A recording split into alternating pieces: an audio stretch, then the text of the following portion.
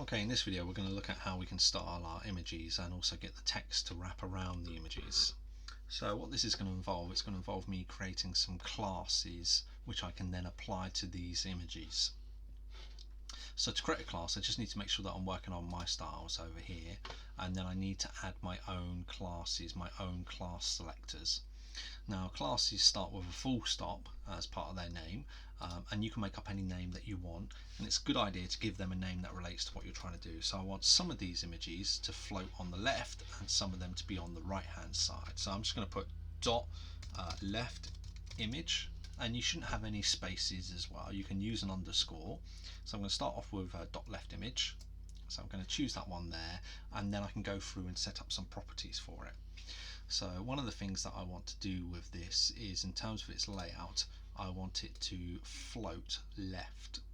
Floating left means that the text is allowed to then come up and wrap around the side of it. So the image will stay on the left hand side of the page, but the space that is on the side of it can be occupied by text. So under layout I can come down here to float and just tell it it's going to float left. And we'll come back and have a look at a few other properties in a moment. I'm just going to go to border as well, because one of the things that I'd like to do is apply a border to it. But I think what we'll do for the moment is we will just apply this class to this image. So the way to do that, all I've done so far is set float left. Let's click on the image. Once you've got the image selected, you can come down here and apply a class to it. So the class that I want to apply is called left image. As soon as I do that, the text is allowed to come up and sit around that image. So that's what we wanted there. Now the class has been applied to that, I can come back and make other CSS changes to the class, such as the border. So I do want to add a border, so I'm going to come here and say that I want, say, let's go for a medium-sized border. You can specify pixels. Style, I want it to be a solid border.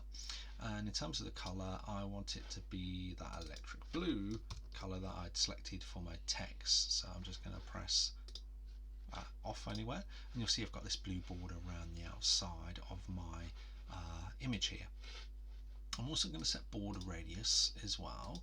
So what I want is I want this corner up here to be rounded. So I might just go in there and say that I want that to be 20 pixels, and just have a look at that, and it rounds that corner there. Look, in fact I might just come in there and make that a little bit more. Let's go for 30 pixels, and then I'm going to do the same down the bottom here. So I'm going to do 30 pixels down here.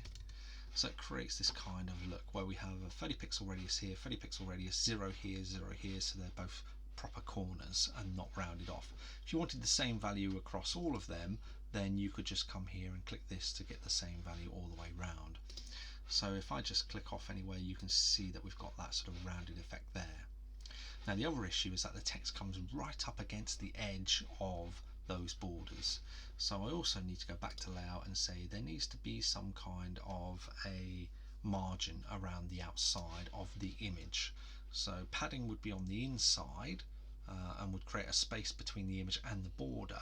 Margin creates a space between the border and what's on the outside, in this case the text. So I want to set a margin here, for example. Let's try 10 pixels and see what that does. So as I increase that to 10 pixels, you can see it pushes the text away from the edge there, and then at the bottom I might also want to just put that to 10 pixels as well, and it will just push the text down at the bottom as well. Okay, now I also want that to apply to this image here. So if I come down and select this image, I can then apply that class left image to this one. It gives it exactly the same properties, so it rounds the corners, gives it the blue, gives it the same kind of margins, and it allows the text to wrap around. So you could do that for several images. Now this image I want to sit on the right, so it's going to be very similar, but it's going to have different properties set to it. So what I need to do now is create a new CSS rule, but this time call it dot right image, and then set up it to have the same properties. So I'm going to come to layout. I know that this time, instead of it floating on the left, I want it to float on the right. So let's just quickly apply that class to here. So come to this image, come down and say that you want it to go to right image. It's just off your screens, but when I choose that, it floats it on the right hand side of the page. And again, I need to go through and set the borders. So I need to come in here and tell it that it's going to be medium, and it's going to be solid, and the color is going to be our electric blue, go, and I need the border radius as well, which we set to 30 pixels on this one and 30 pixels on this one as well. And then of course back to our padding, and this time, sorry, the margin, this time the margin on the right needs to be 10 pixels, so I need to apply the margin to the right hand side, and I think we might need 10 pixels on the top and 10 pixels on the bottom as well. And when we click off, it should apply that to all of our image, so you can see you've got the effect there. And if you had several images dotted throughout this text, you would just choose which ones are going to be with the class left and which ones are going to be with the class right. And the great thing about CSS class is that if I come back to the left one and I decide that I actually want to change the border color, so this time let's say we'll go for red and apply that red color that we've got there, what you see is that the border changes to red, but it will change for all of the images that have the left image class applied to them. I'm just going to go back and just make that our electric blue again. There we go. So that's how you can style images and how you can add like effects like border radius and borders to them, and how you can get the text wrap and get the text to sit away from the edge of those borders.